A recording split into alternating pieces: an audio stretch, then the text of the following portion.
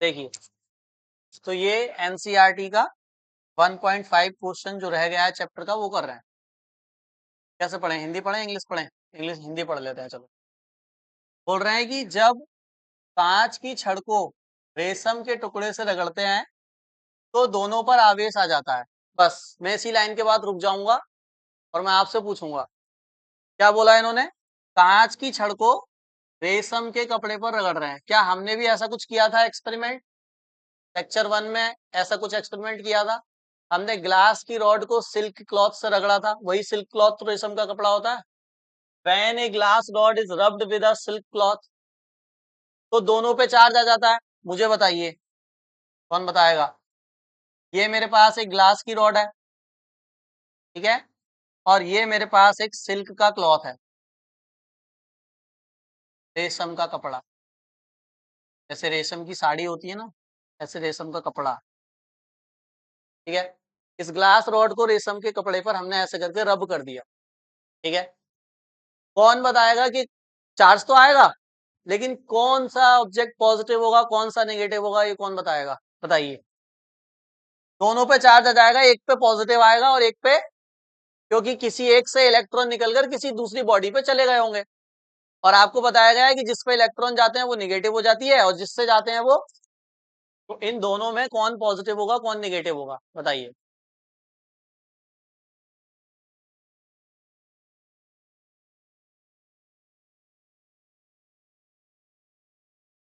ऋचा कह रही मैं बताऊंगी। अरे यार, ट्यूशन में आपका नाम ऋचा है अब, ठीक है। जब मैं ऋचा कहूंगा तो आपको सुनना है, सही है। मैंने नया नाम रख दिया, मुझे ऋचा याद रहता। बताइए। ग्लास रॉड पॉजिटिव हो जाएगी और ये नेगेटिव हो जाएगी। कोई और बताएगा?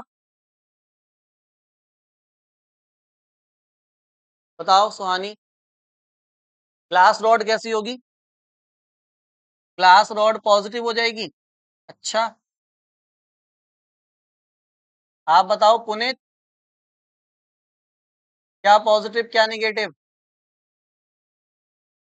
हाँ, रॉड माइनस होगी और वो कपड़ा प्लस होगा। अच्छा, कोई और आप बताओ नैतिक।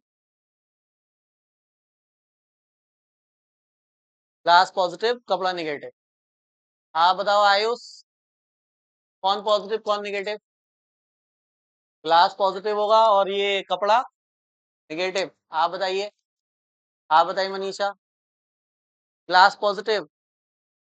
आप बताओ सोनम। फर्स्ट लेक्चर तो सबने ही देखा है ना। जिन्होंने नहीं देखा वो संडे में आए होंगे। संडे में तो रिकॉर्ड हुआ था फर्स्ट लेक्चर। तो उसमें बहुत अच्छे से बताया है कि ग्लास कैसा होगा, पॉजिटिव होगा और कपड़ा निगेटिव होगा, क्योंकि ग्लास इलेक्ट्रो पॉजिटिव है हमारा। और सिल्क का क्लॉथ कैसा है? सिल्क का क्लॉथ भी इलेक्ट्रो पॉजिटिव होता है। ये दोनों इलेक्ट्रो पॉजिटिव है, लेकिन अब ये देखा जाएगा कि ज्यादा कौन है। जब दोनों इलेक्ट्रॉन डोनेट करने की टेंडेंसी रखते हैं ना, तो फिर उन दोनों में ये देखा जाता है कि ज्यादा कौन टेंडेंसी रखता है, ज्यादा इलेक्ट्रॉन कौन डोनेट कर सकता है दोनों में से। तो इन दोनों में अगर आप कंपेयर करोगे तो ग्लास की रॉड ज्यादा इलेक्ट्रॉन डोनेट कर सकती है। तो हम कहेंगे कि ग्लास की रॉड पे कैसा चार्ज आएगा, पॉजिटिव। और इस कपड़े पे कैसा चार्ज आएगा, बिल्कुल सही बताया आपने, ठीक है। तो आ गया ना दोनों पे चार्ज, एक पे पॉजिटिव और एक पर, ठीक है। अब अभी तो हमने क्वेश्चन पढ़ा ही नहीं, आगे पढ़ लेते हैं। कह रहे हैं तो दोनों पर आवेश आ जाता है, ठीक है, आ गया। इसी प्रकार की परिघटना का वस्तुओं के अन्य युग्मों में भी प्रेक्षण किया जा सकता है, बिल्कुल सही बात है। कह रहे हैं क्या जरूरी है हम ग्लास रॉड या सिल्क क्लॉथ ही लें? हम और भी कोई सारे ऑब्जेक्ट ले सकते हैं। हम प्लास्टिक की रॉड ले सकते हैं, उसको सिल्क क्लॉथ पर रब कर सकते हैं। अब प्लास्टिक की रॉड को रब करोगे तो प्लास्टिक पे निगेटिव आएगा, क्योंकि वो इलेक्ट्रोनिगेटिव। अब उस समय कपड़ा जो होगा वो पॉजिटिव हो जाएगा, क्योंकि कपड़ा जो होगा वो इलेक्ट्रो पॉजिटिव हो जाएगा। बात समझ में आ गई? यहाँ दोनों पॉजिटिव थे लेकिन ज्यादा कौन था, ग्लास, इसलिए ग्लास ने इलेक्ट्रॉन डोनेट कर दिए। प्लास्टिक के केस में प्लास्टिक निगेटिव हो जाएगी, वहां रॉड निगेटिव। तो कह रहे हैं और भी कई सारे एक्सपेरिमेंट ऐसे किए जा सकते हैं, सही बात है, कई किए जा सकते हैं। जब भी ऐसा एक्सपेरिमेंट होगा दोनों पे चार्ज आएगा। ये बात समझ में आ गई? ठीक है, आगे क्या बोल रहे हैं, पूछ क्या रहे हैं। स्पष्ट कीजिए कि यह प्रेक्षण मतलब होता है एक्सपेरिमेंट, कि यह एक्सपेरिमेंट आवेश संरक्षण नियम से किस प्रकार सामंजस्य रखता है। Explain how this observation is consistent with the law of conservation of charge. पहले आप बताइए law of conservation of charge होता क्या है, फिर मैं बताऊंगा कि ये लॉ ऑफ कंजर्वेशन चार्ज कैसे फॉलो कर रहा है और कैसे नहीं कर रहा। पहले आप बताइए लॉ ऑफ कंजर्वेशन चार्ज होता क्या है। आवेश संरक्षण का सिद्धांत किसे कहते हैं?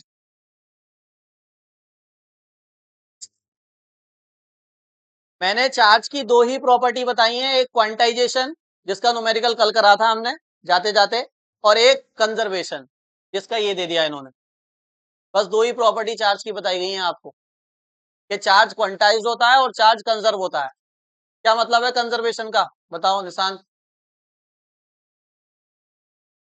हाँ हाँ बिल्कुल सही। चार्ज को ना तो हम क्रिएट कर सकते हैं, चार्ज को ना तो डिस्ट्रॉय कर सकते हैं, यानी पूरे सिस्टम का नेट चार्ज हमेशा जीरो ही रहता है। कंजर्व होने का मतलब ना तो बढ़ता है ना बस ट्रांसफर होता है। यहां भी तो यही हुआ है क्या? यहां भी तो यही हुआ है। मुझे बताओ, जब आपने इन दोनों को रब नहीं किया था तो ना इस पे चार्ज था ना इस पे चार्ज था। उस समय चार्ज कितना था इनका? जीरो। ठीक है। अब आपने दोनों को रब कर दिया तो इस पे जितना पॉजिटिव आया, मान लेते हैं इस पे प्लस का क्यू पॉजिटिव आया, उतना ही तो इस पे क्या आया बताइए?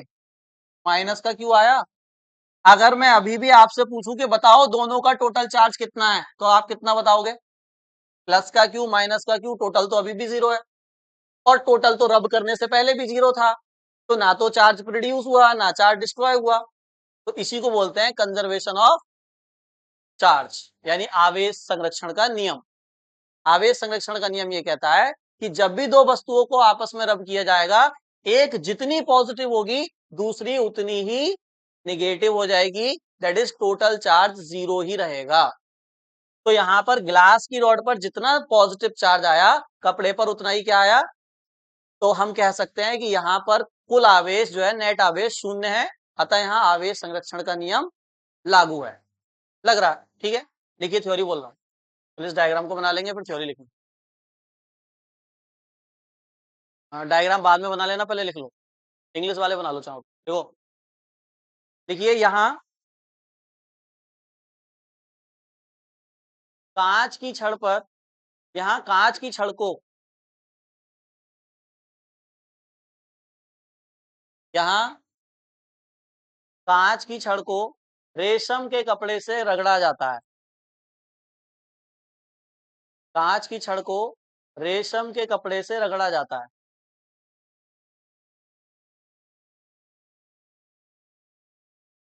रेशम के कपड़े से रगड़ा जाता है, जिसके कारण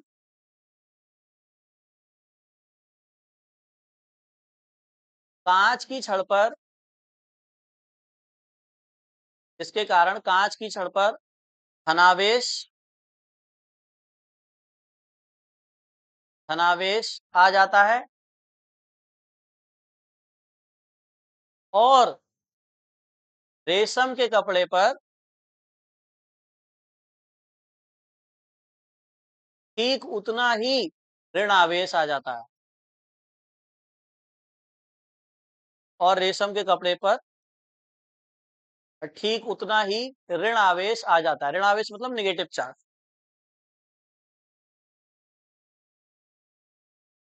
अतः दोनों का कुल आवेश ऋणावेश आ जाता है। अतः दोनों का कुल आवेश, दोनों का कुल आवेश अभी भी शून्य है। दोनों का कुल आवेश अभी भी शून्य है।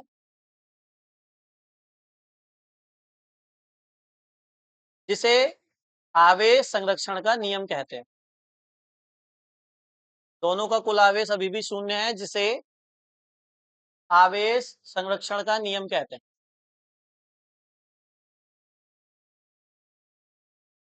इंग्लिश में लिखिए, देखिए when glass rod, when glass rod, answer लिखिए, when glass rod is rubbed with the, is rubbed with the silk cloth is rubbed with the silk cloth, comma, the glass rod becomes positive, comma, the glass rod becomes positive,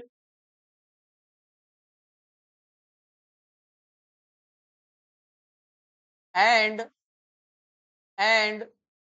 equal and negative charge, and equal and negative charge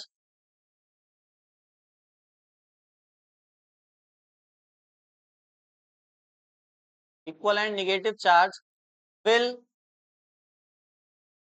gain by the gain GAIN will gain by the silk cloth will gain by the silk cloth. Hence the total charge of both objects hence the total charge of both objects is still zero. The total charge of both objects is still zero, which is called conservation of charge. Which is called conservation of charge. Next question देखिए, पहला point पढ़िए जरा, इसका क्या बोल रहे हैं इस बार। अब ये फर्स्ट पॉइंट करते हैं पहले। बताना भाई, आप बताओगे। ये सारे ऐसे टॉपिक है जो मैं पढ़ा चुका हूं, बस थोड़ा सा दिमाग लगा के आंसर करना है। बताओ क्या कह रहे हैं। स्थिर वैद्युत क्षेत्र रेखा एक संतत वक्र होती है। एन इलेक्ट्रोस्टैटिक फील्ड लाइन, जो इलेक्ट्रिक फील्ड मैंने बताई है, इलेक्ट्रोस्टैटिक फील्ड या इलेक्ट्रिक फील्ड एक ही बात है, इज ए कंटिन्यूअस कर्व। कह रहे हैं वो जो कर्व होती है, उसकी जो लाइन होती है इलेक्ट्रिक फील्ड की, वो कंटिन्यूअस होती है। अर्थात कोई क्षेत्र रेखा एकांक नहीं टूट सकती, टूट नहीं सकती कोई भी फील्ड लाइन कहीं पर भी। हाँ, that is a field line can not have sudden break. टूट नहीं सकती। क्यों नहीं टूट सकती बताइए। कोई भी इलेक्ट्रिक फील्ड लाइन बीच में से टूट क्यों नहीं सकती। जैसे फॉर एग्जांपल मैं आपसे कहूं कि ये कोई पॉजिटिव चार्ज है, सही है, इसकी इलेक्ट्रिक फील्ड लाइन किधर होंगी, बाहर की तरफ होंगी, ऐसे करके बताइए। ये इलेक्ट्रिक फील्ड लाइन होंगी आउटवर्ड। तो ये बोल रहे हैं कि ये जो फील्ड लाइन बाहर निकल रही है, ये कहीं पे भी कट नहीं सकती। जैसे मान लो मैंने इसको यहां काट दिया, ये कट गई यहां पर, ऐसे कभी भी नहीं कट सकती। क्यों नहीं कट सकती बताइए, रीजन बताइए, ऐसे क्यों नहीं कट सकती लाइन। या फॉर एग्जाम्पल देखो, मैंने एक ऐसा डायग्राम भी बनवाया था कि मान लो एक पॉजिटिव चार्ज है और एक कैसा चार्ज है हमारे पास, निगेटिव। तो यहाँ पे आपको बताया गया था कि जो फील्ड लाइन होती है वो पॉजिटिव से निकलती हैं, निगेटिव में जाती हैं, पॉजिटिव से निकलती हैं, निगेटिव में जाती हैं, पॉजिटिव से निकलती हैं, निगेटिव में जाती हैं, ऐसे बताया था डायग्राम एक। बाकी संडे में मैं ये दोबारा पढ़ाऊंगा, तो जिसका छूटा है वो सब हो जाएगा। संडे की क्लास होगी इस बार जो होगी, उसमें यही पढ़ाया जाएगा, इलेक्ट्रिक फील्ड। लेक्चर 1 के आगे का पढ़ाया जाएगा संडे वाली क्लास में। संडे तक पूरा लेक्चर 1 आपका बिल्कुल हुआ होना चाहिए कॉपी के अंदर भी, और आपको पता भी होना चाहिए सारा। लेक्चर 2 वहीं से स्टार्ट होगा जहां लेक्चर 1 खत्म हुआ था। ठीक है, चलिए अब इधर देखिए। तो ऐसे बताया गया था इलेक्ट्रिक फील्ड लाइन होती है। तो ये बोल रहे हैं ये मैंने काटी नहीं है भाई, ये समझ रहे हो। इसको मत समझ लेना कि भैया ये तो तुमने तोड़ दी, ये टूटी नहीं है, ये जा रही है इधर। अब मैं शादी तो नहीं बनाऊंगा ना। इलेक्ट्रिक फील्ड लाइन जाती रहती, कहीं पे भी कोई कटती नहीं है। कह रहे हैं मान लो कि यहाँ पे इलेक्ट्रिक फील्ड लाइन ये कट गई, ये कट गई, तो क्या ये कट सकती है। क्यों नहीं कट सकती, रीजन ही तो देना है आपको पहले पॉइंट में। कोई इलेक्ट्रिक फील्ड लाइन बीच में से कट क्यों नहीं सकती, टूट क्यों नहीं सकती, बताइए, आंसर बताइए इसका। इतना तो तुम्हें पता है कि नहीं टूट सकती, लेकिन रीजन तो दो क्यों नहीं टूट सकती।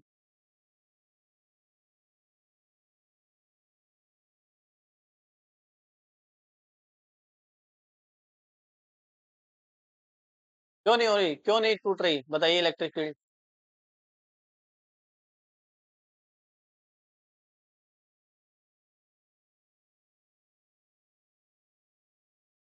बता रही है क्या सुहानी कुछ? ये क्यों नहीं टूट रही बताओ? हाँ बताओ। किसी के पास कोई भी रीजन हो ना टूटने का तो मुझे बता दो।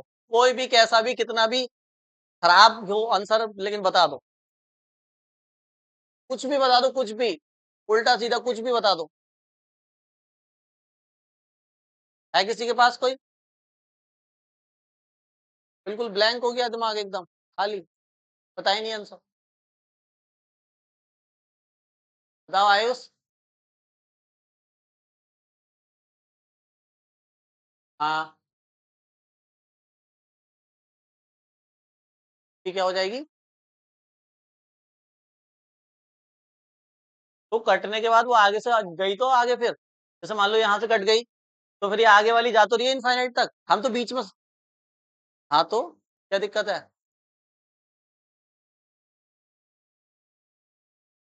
वो तो उन्होंने भी बोल दिया कंटिन्यूअस होती है, लेकिन वो कह रहे हैं टूट नहीं सकती। क्यों नहीं टूट सकती?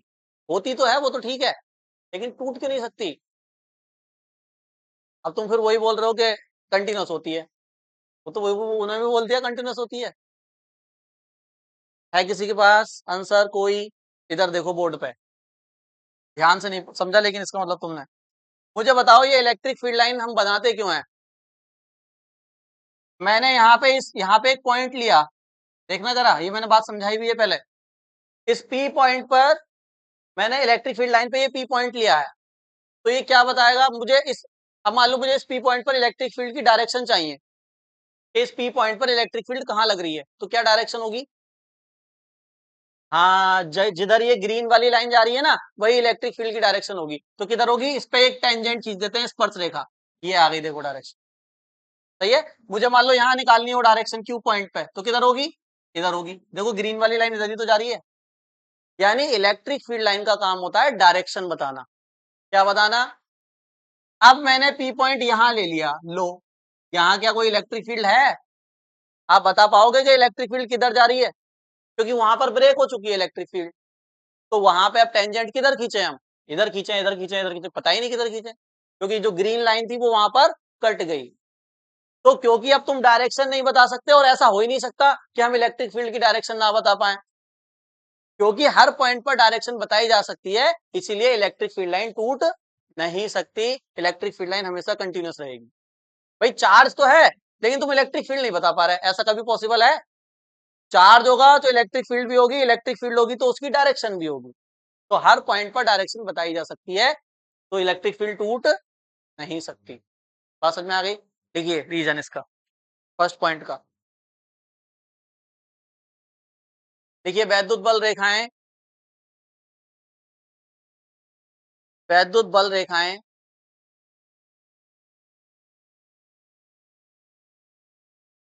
वैद्युत बल रेखाएं किसी बिंदु पर,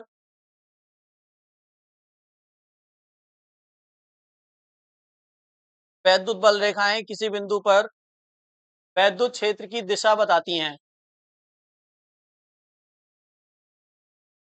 वैद्युत क्षेत्र की दिशा बताती हैं,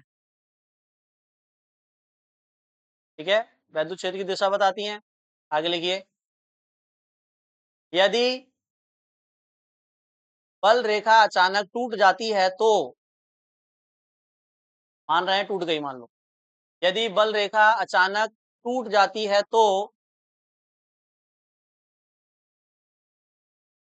अचानक टूट जाती है तो, अचानक टूट जाती है तो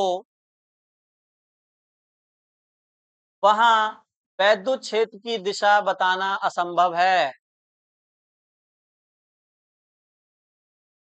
वैद्युत बल रेखा अचानक टूट जाती है तो वहां वैद्युत क्षेत्र की दिशा बताना असंभव है।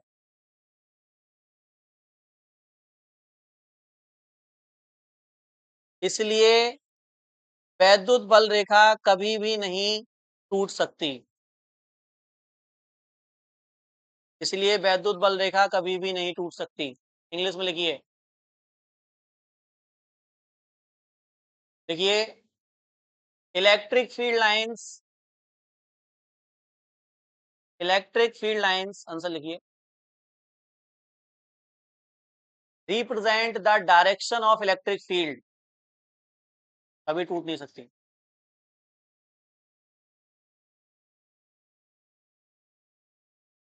अंबुजा सीमेंट से बनी है। क्या लिखा? Electric field lines never, sorry, electric field lines represent electric field at any point, represent electric field at any point, at any point on the curve, at any point on the curve, ठीक है? if field line, if field line breaks suddenly, if field line breaks suddenly, then we cannot determine, then we cannot determine the direction of electric field, then we cannot determine the direction of electric field.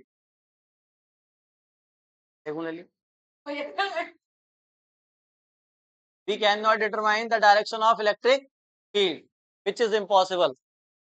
Hans, which is impossible.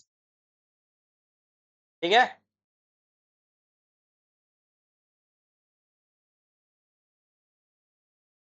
Which is impossible. ठीक है? Second point बताना पड़ेगा या आप समझ गए? पढ़ के देख लो, मैंने पढ़ाया है सेकंड पॉइंट आपको। अब जिसको पढ़ाया है वो बता दो, तो जिन्होंने नहीं पढ़ाया उनका रिवीजन हो जाएगा, मतलब उन्हें पता चल जाएगा। किस किसने पढ़ाया सेकंड पॉइंट बताइए? किस किस की कॉपी में मिला था अभी? उन्होंने पढ़ रखा है इसका मतलब।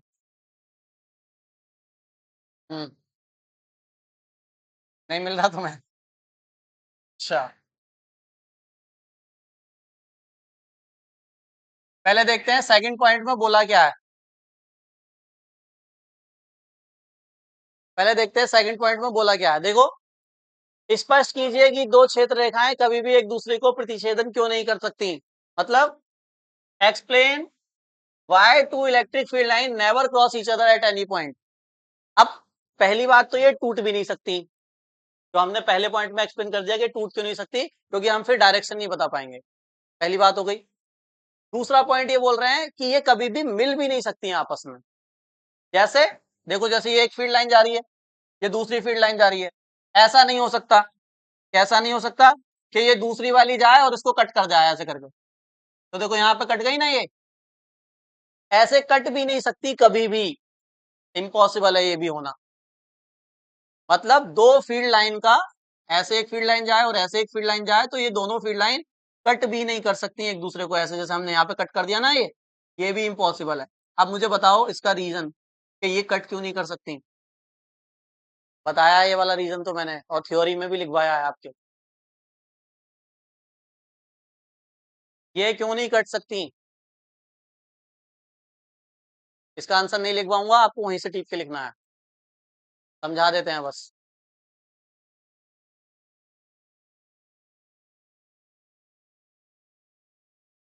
अच्छा, कहानी सबको बता रही हो, हमें बता दो। तुम गार्गी को बता रही हो, हमें नहीं बता सकती हो। बताओ ये क्यों कट क्यों नहीं मिल सकती। मैंने नहीं पढ़ाया तुम्हें? पढ़ लो, तो जो लिखा है उसको पढ़ के बताओ। अरे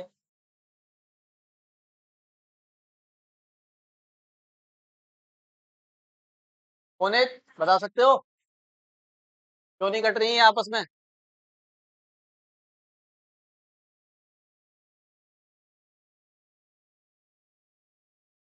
बताइए। अरे तुमने सब पढ़ रखा है, लेकिन तुम बता कुछ नहीं।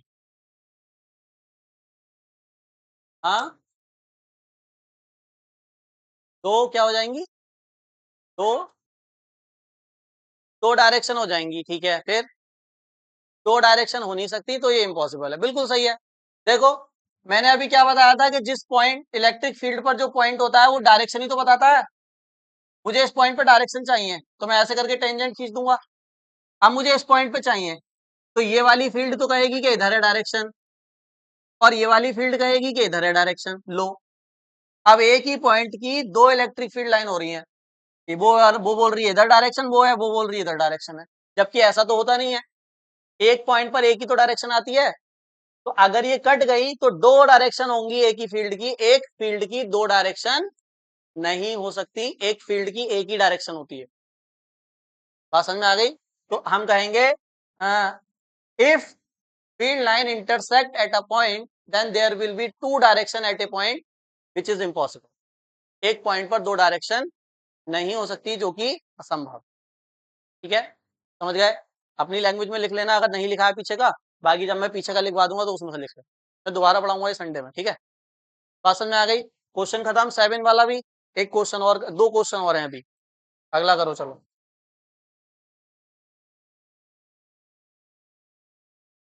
इस क्वेश्चन को देखते हैं कौन कर पाएगा। हाँ भाई, कौन है वो, कौन है वो जो इस क्वेश्चन को करेगा? बताओ, एक पॉइंट तो आप बता सकते हो, दूसरा वाला मैं बताऊंगा। पहले क्वेश्चन पढ़ लेते हैं क्या बोला है, और ये डायग्राम देख लेते हैं क्या कहना चाह रहे हैं इसके अंदर। कह रहे हैं डायग्राम 1.30 में, देख रहे हो ये डायग्राम, देख रहे हो 1.30? इसको अभी समझ में आएगा जब मैं क्वेश्चन पढ़ूंगा। अब क्वेश्चन को समझो, लिखना बंद कर दो। 1.30 में किसी एक समान स्थिर वैद्युत क्षेत्र में तीन आवेशित कणों के पथ चिन्ह यानी ट्रैक दर्शाए गए हैं। इधर देखो, ऊपर एक प्लेट लगी हुई है पॉजिटिव। अरे इधर देखना,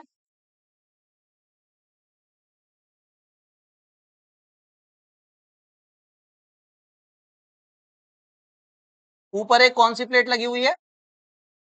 पॉजिटिव। और नीचे एक प्लेट लगी हुई है कौन सी? लड़की। ऊपर एक कैसी प्लेट लगी हुई है बताइए डायग्राम के अंदर? पॉजिटिव प्लेट है। और एक नीचे प्लेट लगी हुई है, वो कैसी है? अब मुझे बताइए, पॉजिटिव चार्ज से नेगेटिव चार्ज की तरफ इलेक्ट्रिक फील्ड नहीं बन जाती है? पॉजिटिव से आउटवर्ड होती है, नेगेटिव की तरफ होती है। मतलब इस पूरे बीच वाले रास्ते में सब में क्या बन चुकी है बताइए? इलेक्ट्रिक फील्ड ऐसे बन चुकी है, नहीं बन चुकी है बताइए? ये क्या है? Electric field. दिखाई नहीं है उन्होंने इलेक्ट्रिक फील्ड, लेकिन आप समझ जाओ कि यहाँ बीच में क्या बनी हुई होगी? इलेक्ट्रिक फील्ड बनी हुई है, अच्छी अच्छी वाली एकदम। मैंने हटा दिया। हाँ, क्या मतलब? इस रीजन में इलेक्ट्रिक फील्ड है। एक पॉजिटिव प्लेट है ऊपर, एक निगेटिव प्लेट है नीचे। दोनों प्लेट के बीच में इलेक्ट्रिक फील्ड बन जाएगी, नहीं बन जाएगी? बन जाएगी, पॉजिटिव से निगेटिव की तरफ। अब क्या किया इन्होंने, ध्यान से सुनो। तीन आवेशों के चिन्ह लिखिए। अच्छा, कह रहे हैं आवेशित कर, तो इसमें क्या बोला इन्होंने? इसमें इन्होंने तीन पार्टिकल फेंक दिए, मतलब तीन चार्ज इस इलेक्ट्रिक फील्ड के अंदर। पहला चार्ज, दूसरा चार्ज और तीसरा चार्ज। ये तीन चार्ज इन्होंने इसके अंदर फेंक दिए, इलेक्ट्रिक फील्ड के अंदर। और उनके रास्ते कुछ ऐसे आए, देखो पहला वाला चार्ज कैसे गया, पहले वाले चार्ज का रास्ता बताइए। ऐसे गया और फिर थोड़ा ऊपर चला गया, ये ऐसे। ये फर्स्ट वाले का रास्ता है ना? सेकंड वाले का रास्ता भी देखो ऊपर की तरफ ही है, ये और ये भी ऐसे। और जो थर्ड वाला चार्ज है उसका रास्ता ऐसे। सही है? तो ये तीन चार्ज इस तरह से इसके अंदर गए हैं। तो अब वो पूछ क्या रहे हैं, सबसे पहले तो बताइए कि इन तीनों चार्जों पर कौन कौन सा चार्ज है, मतलब कौन पॉजिटिव है कौन निगेटिव है। पहले तो आपको ये बताना है, ठीक है? दूसरा पॉइंट ये कह रहे हैं, कहाँ गया? हाँ, फिर कह रहे हैं इनमें से किस कण का आवेश संहति अनुपात दैट इज Q/m अधिकतम है, वो मैं बताऊंगा। पहले आप पहले पॉइंट पे बताओ, तीनों आवेशों के चिन्ह बताइए कौन कौन से हैं। इन तीनों में कौन पॉजिटिव होगा कौन निगेटिव होगा? 1 मिनट का दिमाग लगाओ थोड़ा सा, और मुझे बताओ इनके साइन कैसे कैसे होंगे। ये इनके रास्ते हैं,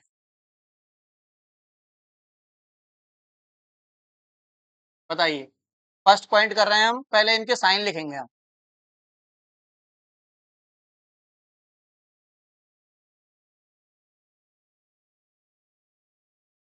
बताइए। इसमें मैंने, समझ गया ना क्वेश्चन, तीन चार्ज ऐसे करके फेंक दिए, तो दो तो ऊपर चले गए और एक नीचे चला गया। आपको इनके साइन बताने हैं कि इन चार्जेस पे कौन कौन से साइन है, बता सकते हो? बताइए पहला चार्ज कैसा है, पॉजिटिव है या निगेटिव है? फिर दूसरा बताना है आपको, और फिर तीसरा बताना है। बस एक पॉइंट हमारा खत्म हो जाएगा। लिखना ऐसा नहीं, मैं थ्योरी में लिखवा दूंगा, पहले आप ऐसे बता तो दो डायरेक्ट। पहला वाला चार्ज पॉजिटिव है या निगेटिव है?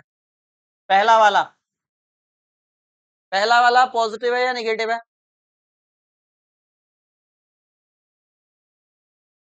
पहला, जल्दी जल्दी बताओ, टाइम नहीं है। हंस, पहला चार्ज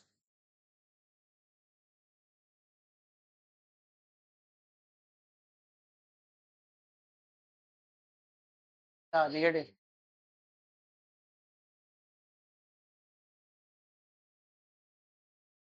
आप बताओ शगुन। फर्स्ट वाला चार्ज निगेटिव ही तो होगा। क्यों होगा निगेटिव? क्योंकि वो पॉजिटिव की तरफ अट्रैक्ट हुआ है। पॉजिटिव प्लेट की तरफ जो जाएगा वो पॉजिटिव कैसे हो जाएगा? जो भाई पॉजिटिव पॉजिटिव तो रिपल होता है। पॉजिटिव चार्ज की भी रिपल्शन होता है। तो हमने पहला चार्ज फेंका, वो पॉजिटिव की तरफ गया, इसका मतलब वो पॉजिटिव नहीं है। वो कैसा है? ये ऐसे इतना आसान है देखो। तो फर्स्ट वाला चार्ज हमारा कैसा है? निगेटिव है। ठीक है। अब सेकंड वाला तो अंधा भी बता देगा। बताइए। सेकंड वाला, वो भी पॉजिटिव प्लेट की तरफ गया है, तो वो भी खुद कैसा होगा? ये भी निगेटिव है। और थर्ड वाला तो बहुत ही आसान हो गया, वो निगेटिव प्लेट की तरफ गया तो वो खुद कैसा होगा? बताओ। पहला पॉइंट तो बहुत आसान था, समझ गए? तो ये अट्रैक्शन रिपल्सन से क्वेश्चन आया है। जो पॉजिटिव की तरफ अट्रैक्ट हो रहे हैं वो निगेटिव होंगे, और जो निगेटिव की तरफ हो रहे हैं वो पॉजिटिव होंगे। यहाँ तक बात समझ में आ गई? चाहो तो डायरेक्ट ऐसे ही लिख लो, या लैंग्वेज बना के लिखोगे? ऐसे ही लिख लो शॉर्ट में, क्या दिक्कत है? सेकंड वाला पॉइंट करा देंगे हम। अब यार ये तो आसान था, ये तो बता दिया हमने। अब क्या पूछा उन्होंने आगे, देखना। आगे क्या पूछा है, कौन बताएगा, देखना। कह रहे हैं इनमें से किस कण का आवेश संहति अनुपात, संहति मैंने पहले भी बताया मास होता है। देखो, which particle has the highest charge to mass ratio. Charge to mass ratio मतलब चार्ज डिवाइडेड बाय मास, ये वाली वैल्यू निकालनी है। कह रहे हैं तीन पार्टिकल हैं, बताओ पहले पार्टिकल का कुछ चार्ज भी होगा कुछ मास भी होगा। होगा, कुछ चार्ज होगा कुछ मास, पता नहीं मुझे कितना चार्ज है कितना मास है, लेकिन होगा तो। दूसरे वाले पार्टिकल का भी कुछ चार्ज होगा कुछ मास होगा। तीसरे वाले पार्टिकल का भी कुछ चार्ज होगा कुछ मास होगा। कह रहे हैं इनको डिवाइड कर दो, इनके चार्ज मास को क्या कर दो, और बताओ किसकी वैल्यू सबसे ज्यादा आ रही है। पहले चार्ज की चार्ज मास की रेशियो ज्यादा आ रहा है, दूसरे चार्ज का चार्ज मास रेशियो ज्यादा आ रहा है, तीसरे चार्ज का चार्ज मास रेशियो बराबर आ रहा है। तो किस चार्ज का चार्ज मास रेशियो बराबर? ये आपको पता, क्वेश्चन समझ गए, पॉइंट समझ गए, पूछ क्या रहे हैं, कैसे करना है वो मैं बताऊंगा, लेकिन इतना समझ गए पूछा क्या है। तीनों चार्ज है, तीनों चार्ज में मास होंगे, तो कह रहे हैं उनके मास से उनके चार्ज को डिवाइड कर करके जो हाईएस्ट वैल्यू आ रही है जिस चार्ज की, वो बता दो किसकी आ रही है। पहले की आ रही है, दूसरे की आ रही है, या किसी एक की आएगी। किसी एक की वैल्यू सबसे ज्यादा आएगी, वो वैल्यू हमें निकालनी है। अब मुझे बताओ, देखो कैसा क्वेश्चन है। ये पूछ तो चार्ज और मास का रेशियो रहे हैं, लेकिन ना तो इन्होंने ये बताया कि चार्ज कितना है, ना इन्होंने ये बताया कि मास कितना है। अगर हमें ये बता देते कि इस पे भाई इतने कुलाम चार्ज है, इसका इतना मास है, तो मैं 1 मिनट में डिवाइड करके निकाल लेता वैल्यू। फिर इसकी डिवाइड कर लेता, इसकी डिवाइड कर लेता, देख लेता किसकी सबसे ज्यादा है। इन्होंने तो चार्ज मास छोड़ो, इन्होंने तो साइन भी नहीं बताए थे कि कौन पॉजिटिव है कौन निगेटिव है, वो तो हमने खुद पता कर लिया अपने दिमाग से। तो अब इस क्वेश्चन को कैसे करना है, ये थोड़ा सा ट्रिकी क्वेश्चन है। तो अब इधर देखो बोर्ड पे, आपकी 11वीं वाली नॉलेज लगेगी अब इसके अंदर। जो आपको 11वीं में पढ़ाया गया था ना, न्यूटन का सेकंड लॉ, याद है? वो लगेगा। पहले बताओ, अगर मैं इलेक्ट्रिक इलेक्ट्रिक फील्ड का फॉर्मूला लिखूं, बताओ इन सारे चार्जेस पे फोर्स तो लग रही होगी ना, फोर्स लग रही होगी तभी तो ये डेविएट हो रहे हैं। तो इलेक्ट्रिक फील्ड का क्या फॉर्मूला होता है? E is equal to force की टर्म में F अपॉन में Q। ये इलेक्ट्रिक फील्ड का फॉर्मूला बताया हुआ है आप सबको, E बराबर F अपॉन Q होता है, पढ़ा है। स्टार्टिंग के लेक्चर में बताया गया है, ठीक है। चलिए यहां से फोर्स निकाल सकते हैं क्या? फोर्स निकालिए। एफ बराबर क्या आ जाएगा? क्यू इंटू ई। तो फोर्स कितनी आ गई? क्यू इंटू, सही है यहां तक? अच्छा, बताइए by Newton second law, by Newton second law, कुछ पुरानी यादें ताजा हुई नहीं हुई? ये लाइन लिखी मैंने तो, कुछ पुरानी यादें ताजा हुई होंगी। न्यूटन सेकंड लॉ आ गया भाई। बता सकता है कोई सेकंड लॉ क्या होता है? अरे फॉर्मूला बताओ यार। एफ बराबर एम है, बिल्कुल सही। न्यूटन सेकंड लॉ होता है एफ बराबर, हम उसमें नहीं जा रहे ना आपके फोर्थ लगाई क्या हुआ वो सब बात की बात। एफ बराबर एम ए, ये Newton second law class 11th में पढ़ाया जाता है, ठीक है। बताइए ये भी एफ है और ये भी एफ है, तो इस एफ की जगह एम ए लिख सकते हैं। तो मैं क्या एक काम करता हूँ, इसको मान लेता हूँ इक्वेशन फर्स्ट, और मैं यहाँ लिखता हूँ फ्रॉम इक्वेशन फर्स्ट से, और फर्स्ट में मैं एफ की जगह क्या लिख दूंगा आप? M A. तो एम ए बराबर, बताइए क्या आएगा? इधर क्या है? एम ए बराबर क्यू, ये दोनों बराबर हो गए। देखो कलर ग्रेडिंग भी कर रहा हूँ साथ साथ। चलो अब बताओ, यहां से मुझे क्या निकालना था? मास, चार्ज अपॉन मास। तो एम को नीचे ले जाऊं क्या? देखो चार्ज अपॉन मास बन जाएगा, तो ये बनेगा A is equal to Q E divide में क्या आ गया बताइए? ये बन गया देखो चार्ज अपॉन मास। अभी देखते रहो, ये मेरे पास क्या आ गया बताइए? एक्सेलरेशन आ गया क्या? अरे ऐसे क्वेश्चनों पे टाइम हो जाता है एकदम से। ये और होगा अभी, ये अभी इतना ही और है, पूरा तो हो जाए अभी तो फोटो भेजूंगा। हाँ तो चलो देखो समझ लो। तो ए इक्वल टू क्या आ गया? क्यू ई अपॉन एम, ठीक है। अब लगाइए, सुन लो इधर, by second equation of motion. बहुत बढ़िया, पूरी 11th की फिजिक्स आ गई इसमें। अब सेकेंड इक्वेशन ऑफ मोशन बताओ किसको याद है? सेकेंड इक्वेशन ऑफ मोशन बताओ, जल्दी बताओ। S equal to U T plus half, यही थी क्या? ये न्यूटन की सेकंड इक्वेशन ऑफ मोशन है। तीन इक्वेशन मोशन होती है, v equal to U plus A T है, S equal to U two plus half A T square, V square equal to square two S. सही है, समझ गए? आप सुन लो सुन लो सुन लो, हेलो, मुझे बताओ, इस डायग्राम के अंदर एक छोटा सा ग्राफ दिया था, इस पे किसी ने ध्यान नहीं दिया बेचारे पे। देख लिया था आपने ये देख लिया था। बताओ एस होता है डिस्प्लेसमेंट, मुझे बताओ पार्टिकल का डिस्प्लेसमेंट कहाँ है? ऊपर की तरफ ही तो हो रहा है ज्यादा, मतलब पार्टिकल जो डिफ्लेक्ट हो रहे हैं वो ऊपर की तरफ ही तो हो रहे हैं। तो डिस्प्लेसमेंट ऊपर की तरफ मतलब वाई एक्सेस में हो रहा है, तो मैं एस को वाई लिख दूंगा। एस को क्या लिख दूंगा? चलिए इधर देखिए, नोट मत करो, मैं इसका स्क्रीनशॉट भेज दूंगा, ठीक है, तो कोई भी नोट मत करो इसको। चलिए, तो बताइए एस की जगह क्या आ जाएगा? यहाँ पे एस की जगह, मना कर दिया ना मैंने, समझ में नहीं आएगा फिर कुछ भी। यू होती है इनिशियल स्पीड। बताओ चार्ज पहले तो रुके हुए ही होंगे, जब मेरे हाथ में थे तो रुके हुए थे, जब मैंने फेंका तभी तो चलना स्टार्ट किया। तो रेस्ट से चले हैं तो यू कितना हो जाएगा? जीरो, और यू की टी से करेंगे जीरो, प्लस 1/2। ए की वैल्यू कितनी है? ए की क्यू ई अपॉन में इन टू में क्या है? सही है, डन है यहाँ तक? तो क्या आया? y इक्वल टू, जीरो तो हट जाएगा, 1/2, हाँ, क्यू ई अपॉन में इन टू में। मुझे बताओ, बस आ गया आंसर। देखो ये जो क्यू बाई एम है, ये 1/2 तो कांस्टेंट है, इलेक्ट्रिक फील्ड भी कांस्टेंट है, टाइम भी कांस्टेंट है, तो मैं लिख सकता हूँ y के ही तो प्रोपोर्शनल हुआ क्यू बाई एम।